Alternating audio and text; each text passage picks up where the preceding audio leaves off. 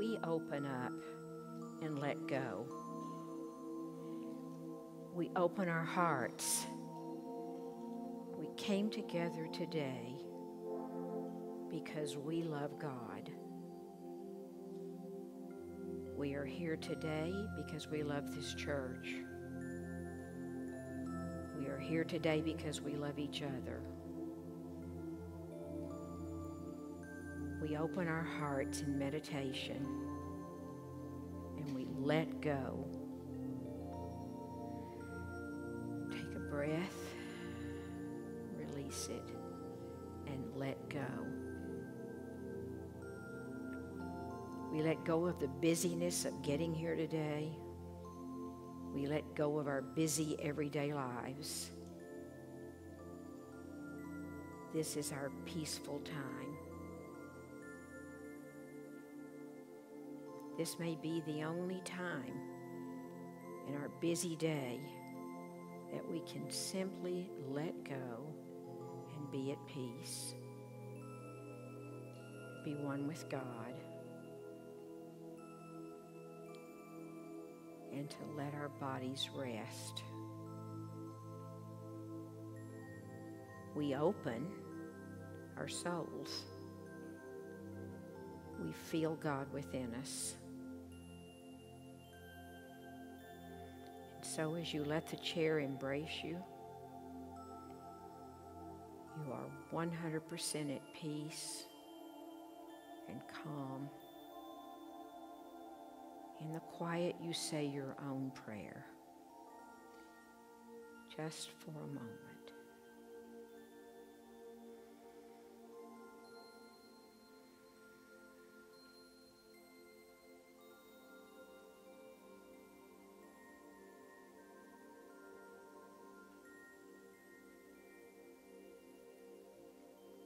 And during this time, this quiet time, we shine our light on the world. We know that we are messengers of light, and that we spread that light and love and joy everywhere we go. We know that we are peace. We remain peaceful in all circumstances, and we share that peace and that love with every other being. And so it is. Amen.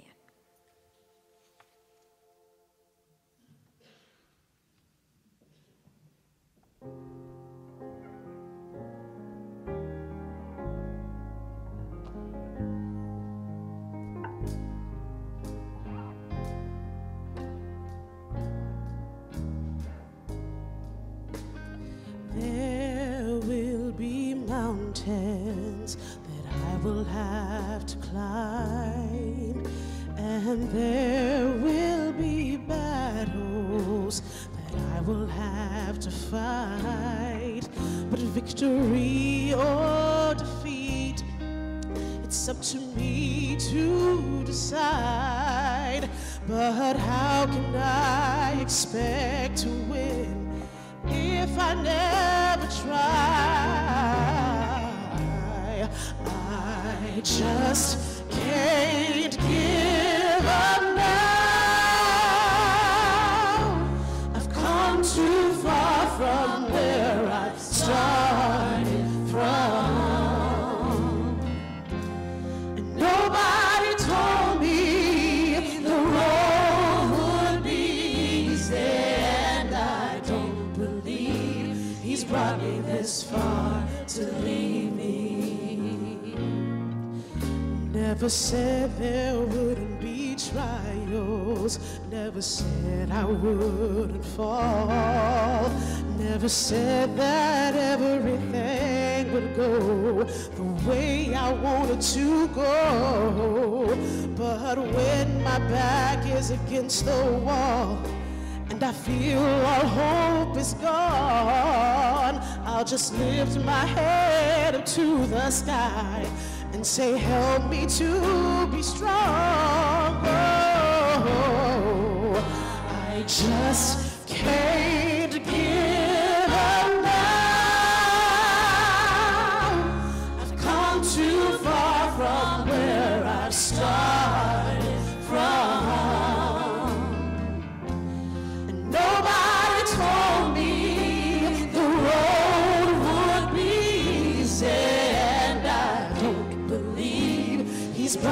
this far to leave me. I know you didn't leave me out here to leave me lonely, but when I can't see clearly, I know that you are with me, so I can't give up now. I've come too far from where I've started from, and nobody told me the road would be easy, and I don't believe he's brought me this far to leave me. I just can't give up now. I've come too far from where I started from. Nobody told me the road would be easy, and I don't believe he's brought me this far to leave me. I just can't give up now. I've come too far from where I started from. And nobody told me the road would be easy, and I don't believe he's brought me this far to leave me. I just can't give up now. I've come too far from where I started from, and nobody told me the road would be easy, and I don't believe he's brought me this far to leave me.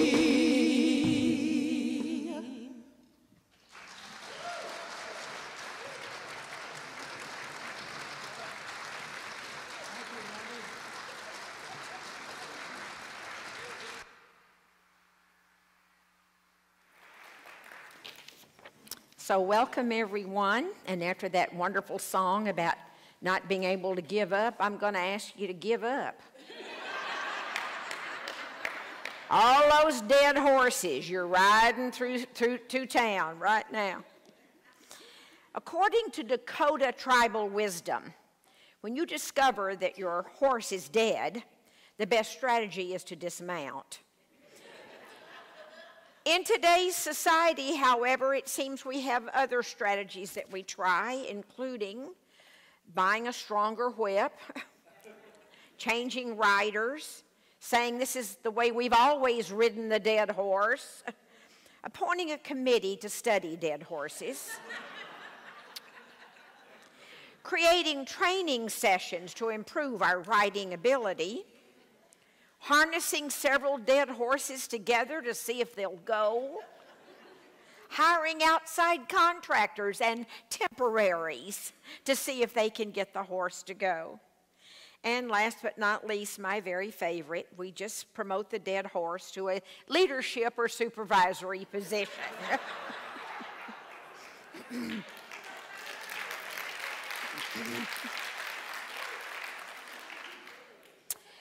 And so, with that opening, let's do a little prayer. Thank you, Father, Mother, God, for we feel your presence in this church, in this sanctuary, and the people here today, in our very hearts and souls. We come to you today with an attitude of gratitude for all the life lessons you've given us, even the painful ones, knowing that every experience has taught and prepared us for a better life. Thank you for our ability to let go of the past, for knowing that it is too late for a happier yesterday, but not too late for a happier now and for a better tomorrow. Thank you for all the gifts you give us, We acknowledge them. We use them to honor you. We promise today to love you as you love us and to behold and honor the Christ presence in ourselves and in others. And so it is. Amen. So I'm going to share with you a few dead horses. And you can decide for yourself where you sit or stand or plan what you'll be doing tomorrow. It is a dead horse to depend on technology for communication. I love technology. I think, what did we ever do without our cell phones? And you're lost, and you didn't have a GPS, and you didn't have a cell phone, and what did you had to stop at the corner and get in a payphone to get better directions. Remember that? That was horrible. When I started traveling, there were no cell phones in 1981. I'd get off the plane and get in line with 50 other people at the cell phones to check in with Randy and tell him I was here, and it was landed, and all that stuff. It's a miracle. Technology is a miracle. It will not, however, solve all of our communication problems. As a matter of fact, I get a little concerned about, when you go to dinner and there's a family of 4, and you look over and every one of them, from 3 or 4 year olds to the parents, and then here come the grandparents for dinner, and they're sitting there we don't even look at each other. So technology can get in the way of good communication and of the togetherness that we should be sharing with one another. But I want to tell you some of my experiences with it that have made my life a little more challenging. I was in the Atlanta airport changing planes a few years back, and hurrying through, and decided to stop quickly with my rolling briefcase in the ladies' room, and went in and shut the stall door and was doing my thing, and this voice said, "Hi." And I said, "Hi." And this voice said, "What you doing?" I said, "Probably the same thing you are." And this voice said, "Well, what you doing later?" I said, "I'm catching a plane to Dallas." And this voice said, "Well, can I come over?" And I said, "In here? You want to come over in here?" And then I heard this voice say, "Sweetie, I got to get off the phone. The idiot in the next stall thinks I'm talking to her." True story. Very embarrassing. I raised my feet up so she couldn't see what shoes I had on to recognize me when I came out, because I didn't want her to know it was me. We have great concerns that we really will forget how to talk to each other. That the phone and the communication devices can stand in the way of putting our eyes on each other, getting together and feeling it resonates with us. So I said to Betty Price earlier, we had lunch not long ago, and I swear we talked each other's arms off. We had no arms when we left. We had talked them off because we hadn't seen each other in a long time. And we didn't talk on the phone, and we put them aside. And yesterday I had lunch with the Dolly Mamas, the 7 of us, and we all put our phones on silent. And we didn't answer any phones or talk on the phone or do any texting, so that we could really resonate with each other and hear each other and love each other. I love that. And so it is a dead horse to depend solely on communication. Oh, I have to tell you one other. Bunch of guys get off work and they go to the gym. And they work out, and they get all hot and sweaty, and they go into the sauna afterward. And they're all sitting there talking about stocks and talking about business, and a phone rang. And one of the guys reached over and picked it up and said, "Hello." And this little voice said, "Hi, honey. Are you at the gym?" "Yes." "Well, I won't keep you but a second, honey, but today I was walking down the street past Giovanni's the furrier, and in the window was the most beautiful full-length fur coat, and I don't have a full-length one, and I don't have one that color, and I'd love to have that fur coat." And he said, "How much is it?" She said, well, it's $6,000. He said, oh, come on. She said, honey, it's going to be so cold this winter, and I need a long one. He said, okay, buy the coat. She said, well, while I have you on the phone, I drove by the Mercedes dealership this morning, and sitting in the showroom window was a little gold convertible, top down, just shining in the sun. And I ran in and I drove it around the block. He said, how much is that? She said, well, it's on special for $140,000. He said, we have cars. She said, I know, but we don't have a convertible. And it's going to be so hot this summer, we can put the top down, feel the breeze blowing our hair. And he said, all right, buy the car. She said, now just one more thing. He said, now what? She said, well, you know, the Jones who own that lovely tiny little apartment in Italy, they're putting it on the market because they're getting a bigger one. And I just thought it would be so fun for us to have a small apartment in Rome, to be able to be there with our friends, the Jones. He said, what are they asking for that? She said, only $1 million. He said, well, I've always sort of wished for a place in Europe. And she said, really? He said, yeah, offer them $900,000, see if they'll take it. She said, oh, honey, this is the best day of my entire life. You cannot know. Oh, I can't wait till you get home to give you a kiss. And they hung up. And he looked around at his friends and he says, whose phone is this?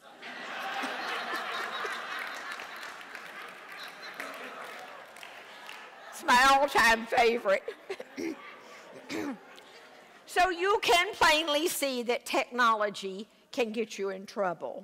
But it's not a dead horse. It's a dead horse if you use it only for communication. Okay, here's the second one. It's a dead horse to allow negative thinking to be part of your life. Because we know in unity that what we think becomes our habits. And our habits become the way that we live our lives. 70% of what you and I are exposed to every day is negative. 70%. Pick up the newspaper, turn on the news, look at all that's going on in the world, and what do we see? We see racial issues. We see war. We see people building bombs. We see people doing crazy things. You know, and if that's all you focus on, it becomes part of your life, and we get caught up in it. And so I want to recommend that you let that dead horse go, and that you focus on the good in your life, and you focus on the good in others. There are people in this room that I love with all my heart. I love all of you, but there are people that I'm close with in this room that I love with all my heart. And I make every effort always to be focused on the good in all of us and the good in our relationships. And I see the good. And when it comes to things like gossip, somebody comes up to me and they go, you know that girl, and I go, she's one of my very best friends. And then they shut up. It seems to stop it every time. Practice it. Try it. I give that to you, right? Because this is our time to be light workers. This is our time. Because you are in this room today, you have light in your heart. You know what it means to be the one to spread the good, to be the one to spread the peace, and to be the one that says, one of my very best friends. Third, don't let stress rule your life, because we live in stressful times. It stresses me to watch the news. It stresses me. My big thing is, and poor Randy, he goes, you wrote another check, you used the credit card again. It stresses me to see animals abused, and thank you to the internet, I see it all the time. I see all the time. You all may remember, if you use the internet much, that a year or so ago, A mother horse and her colt were in a fire locally, and the barn was burning full blast, and she got in the corner of the stall and covered her child, her little colt. She covered that baby and they got the fire out, and she was burned. Her ears are gone and but she protected that little baby. And when they asked for money to help that mother horse get well, we fired off that money. We did. And now every time I see another story, here we go again. Here we go again. Light workers for creatures that can't help themselves. Light workers for one another. Sharing our good, sharing our kindness, sharing our substance, our prosperity. So stress. We love to talk about how stressed we are. Let me tell you about my day. And before we can get a word out, the other person's saying, let me tell you about my day. It was worse than yours. Right? He said, let me tell you about getting that ticket down on the corner. And before I can finish my story, somebody else tell me about the ticket they got on that same corner. We love to talk about the stress in our lives. I'm going to give you a little quick stress release exercise. Please participate with me. Just close your eyes for a moment. Relax your shoulders. If you are pressing your tongue into the top of your mouth, you are stressed. Release it. Just breathe. And let's visualize walking in a beautiful meadow, soft green grass. Take your shoes off. The flowers are blooming all around you. A bluebird flies over. The trees provide shade. You hear a babbling brook. You walk to that brook. You sit down on the edge and you dangle your feet. And you are at peace with the world. This must be paradise. And then you notice bubbles coming up from the stream. And you realize they're coming from the head of the person that you're holding under who was stressing you in the first place. You feel better now? You feel better now? Okay. It's amazing what we can do with our imagination, right? Just as I had you nice and relaxed, okay?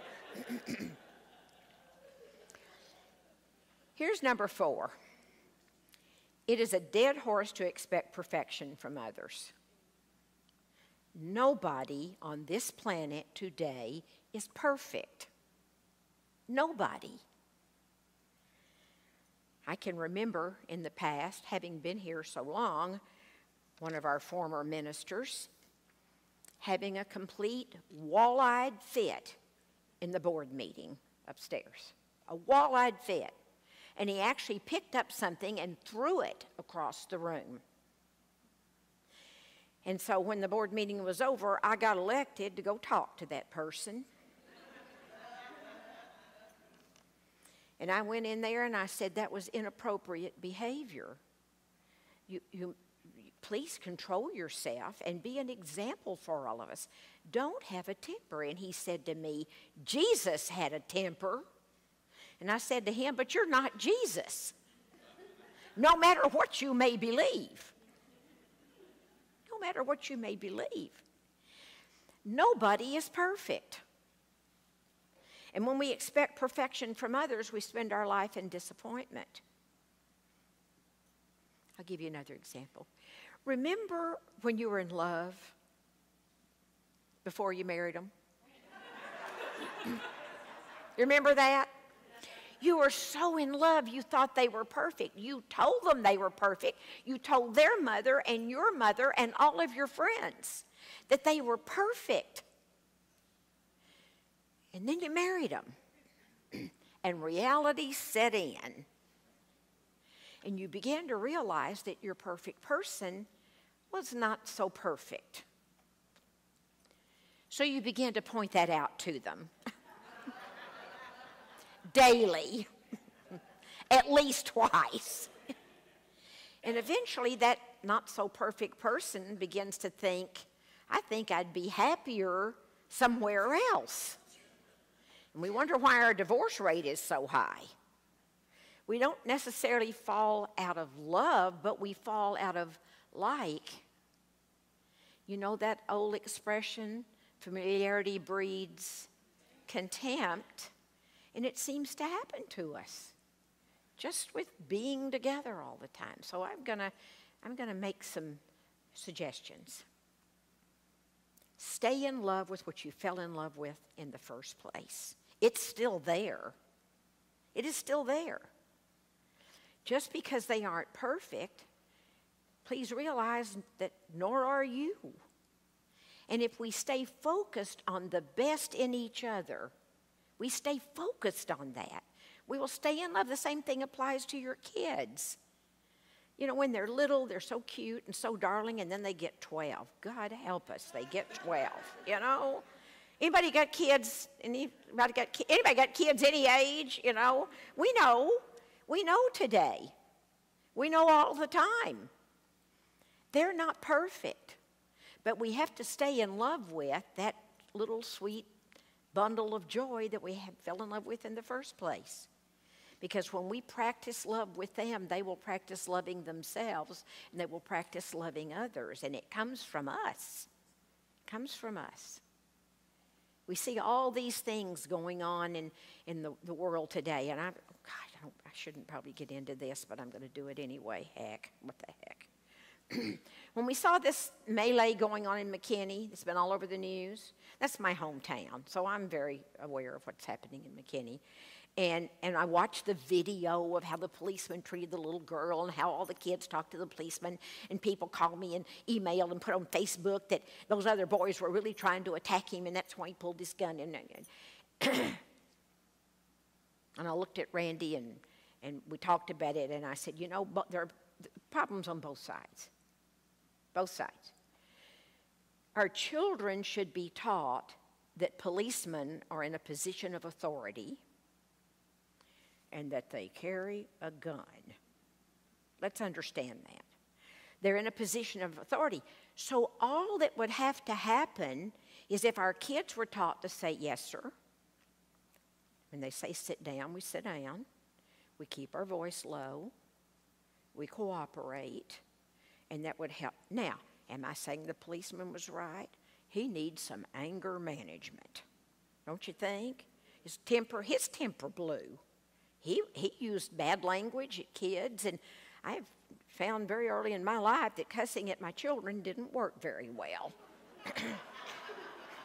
I sure didn't want them cussing back at me, so I curtailed that early in life, right? So nobody's perfect. There are two sides to every story. Stay focused on and stay in love with what we came here to love. I'm going to say that about our church. People said to me, are you still here? Are you still going? This is my church. This has been my church since 1973, my church. Not everybody feels that way. Not everybody has been able to ride the waves. But this is my church. This is where my heart is. These are the teachings that resonate with my very soul. And so I can't expect my church to be perfect. We're trying. We're working at it. Will it ever be totally perfect? Probably not. Nor will your significant other, nor will your kids, or nor will your job, nothing is perfect. What has to happen is the way you react. It doesn't matter what happens to you. It matters the way you react to it, the way you behave. So I'll give you one rather quick suggestion there, and that is learn to praise the behavior that you want repeated. I learned that with my boys very early on, that instead of saying you're not doing your homework, you're never going to be worth a darn, you're not studying, what are you going to be when you grow up? If I ever saw them pick up a book, I gave them a hug, a pat on the back, an ice cream cone, a doorknob, a girlfriend, whatever made them happy, because I wanted to see them pick. I don't care if it was a comic book. At least they were reading. At least they were reading. If you leave here today with nothing else, praise the behavior you want repeated. It's magic. Okay. Number 5, dead horse. I'm so glad we got going early because I can just talk a while longer. Okay. It's a dead horse to hang on to youth in our aging society.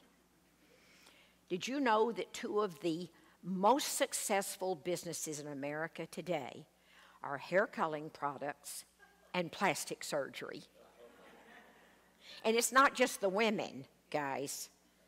I mean, my plastic surgeon friend, and I'm not knocking this, for I participate in both hair coloring products and plastic surgery. My plastic surgeon friend told me that 40% of his practice today is male.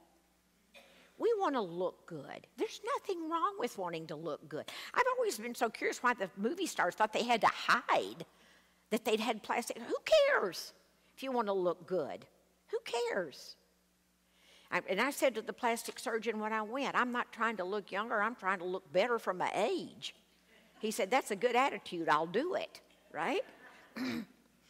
But there's a phenomenon that, like with our aging society, and you guys know the generations, the baby boomers 46 to 64, and then 65 to 80 was the Gen X, and then Gen Y came along, and now we're in the millennials. The millennials are in their 20s, and that's who we try to work with at work every day. No offense to you 20-year-olds, but there's a real big difference in me and you and the way we do things. And I've learned to embrace that. I put together a seminar not long ago, and my co-speaker was a 25-year-old young man. And it was great having his perspective as we talked to the audience, and they loved it. I'm almost 74, and he's 25. It's a good thing I already have Randy. I guess I'd marry him. I don't, I'm just kidding. Nobody will ever take your place, honey. Nobody. Okay. So, but this phenomenon starts, when there's the jokes start when there's a phenomenon like the aging of America. And it's overwhelming. What's happening is that you're seeing the construction of more retirement and nursing type facilities because so many of us are growing old. I mean, the statistics, and Alexis knows better than I do, but it's something like how many people a day are turning 50 in America? 10,000 people a day are turning 50 and aging in America. Look at where that's going, the stress it's going to be on Social Security and on the health care. I mean, if you got kids in school, tell them to get into geriatrics when they get out of college, because that's going to be a great profession, okay? But then the jokes start when there's a phenomenon like this. A couple of my favorites. 86-year-old woman is on trial for murdering her husband. The judge said, tell the jury what happened. She said, well, I came home at 4 o'clock in the afternoon, a couple of hours early, unexpectedly. Went in up the 20th floor on my elevator in my beautiful high-rise senior citizen living environment. Went in and I found my husband in bed with another woman. The jury gasped. The judge gasped. He said, well, what happened? She said, well, I marched in, grabbed him by the scruff of the neck, dragged him out to the balcony, and pushed him off. The judge said, you are admitting in front of a jury of your peers, in front of all of these people, that you pushed your husband off the 20th floor balcony? She said, I am. He said, well, what do you have to say for yourself? She said, well, I figured if he could have sex at 92, he could also fly. Sounds reasonable to me.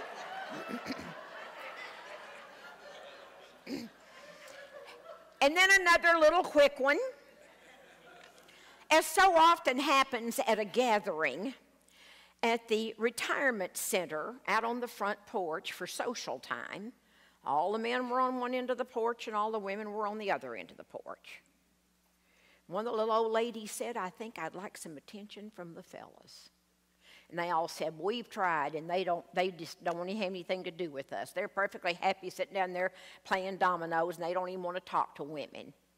This little woman said, I have a plan.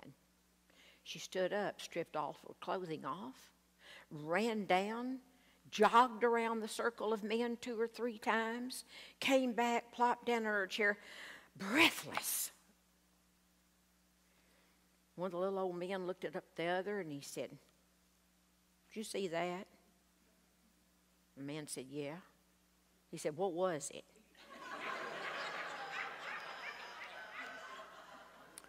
The other little old man said, I don't know, but it sure did need ironing. Too close to home for some of us. And so, let me say, fighting aging when it's positive, when you want to look good, when you want to decorate yourself and do your hair and look as good as you can. God bless you. But guess what? The alternative to getting old is. I think I'll just stick around a while, right? And enjoy the wisdom that comes with maturity. That's, to me, that's the greatest part of it, is I've grown so much. I've learned so much. I am more wise. Okay. It's a dead horse to keep carrying around your old stuff. I don't know what the talk shows would do without people who wanted to talk about what their mother did and what the teacher said and what their daddy did and what happened when they were little. And I don't know what the talk shows would do, but here we are today, all caught up in our old stuff. So I came here today to promise you something. I can raise my right hand. This is a promise. It is too late for a happier childhood. You can talk about it and wear it out, but you know what? You're not going to get it back to do it different. So the joy comes from learning. And the most important thing, if bad things happen to you, don't do it to your kids. I see that so much. That I work with Nexus, a treatment center for chemically dependent women and their children. When I go out and talk to the women out there, and I say, raise your hand if there was addiction and alcoholism and abuse in your family. And every one of them raised their hands.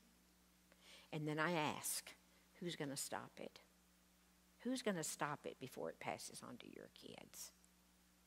Important. Okay, here's another one.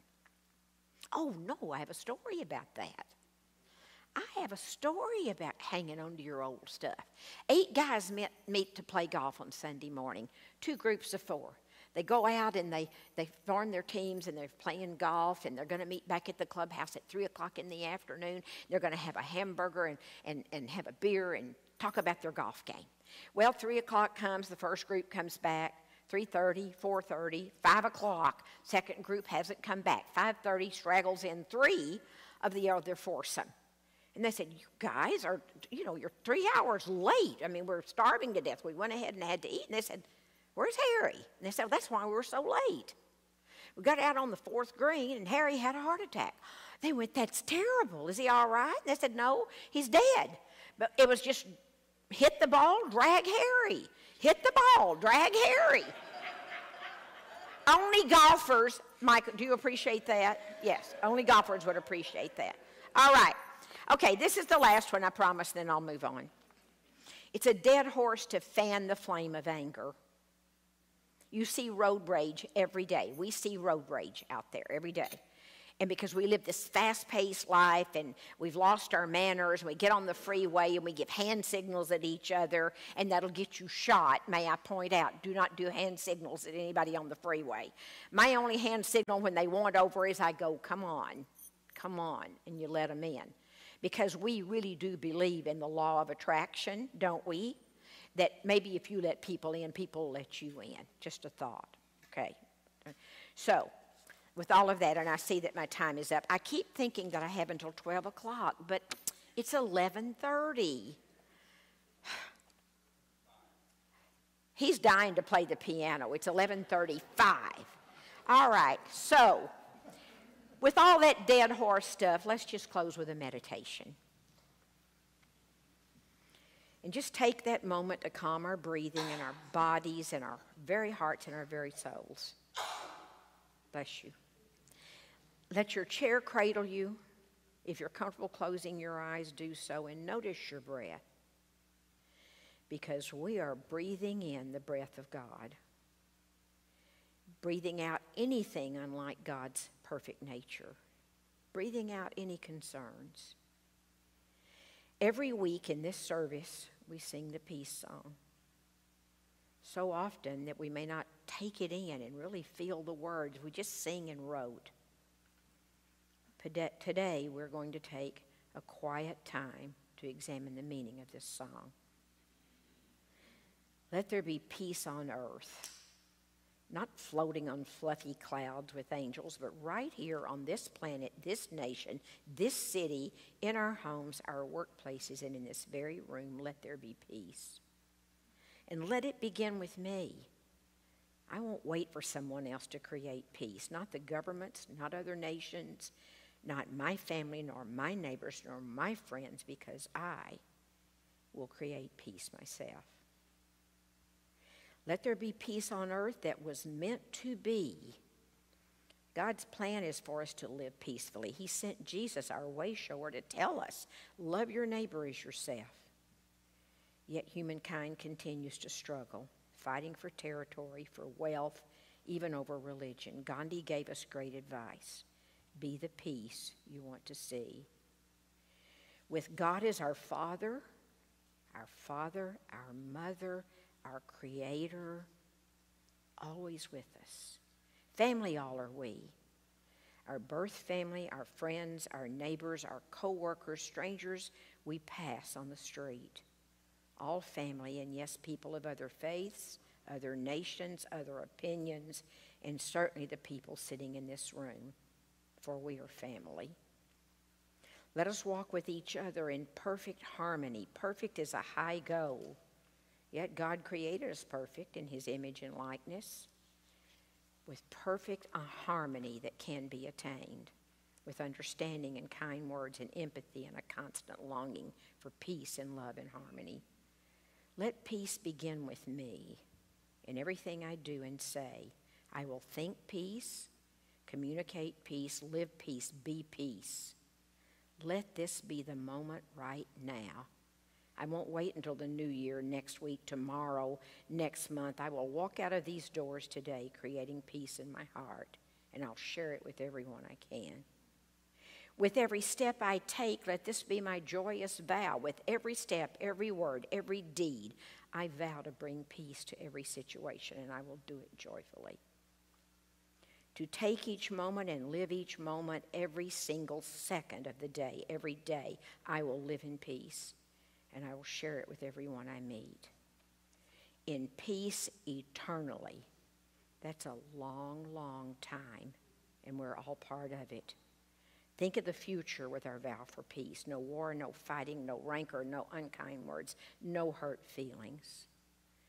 Let there be peace on earth, and let it begin with me this very day in this very room. I take a vow to let go of dead horses that aren't peaceful, and to be peace, understanding it truly does begin with me, and that my peace can spread throughout the world. So now with a deep breath, breathing in the breath of God, we rejoice in this peaceful moment. This is our prayer, our promise to ourselves and to the universe. And so it is. Amen. Thank you. Thank you. Oh, God bless you. Thank you. Thank you. Thank you. Thank you.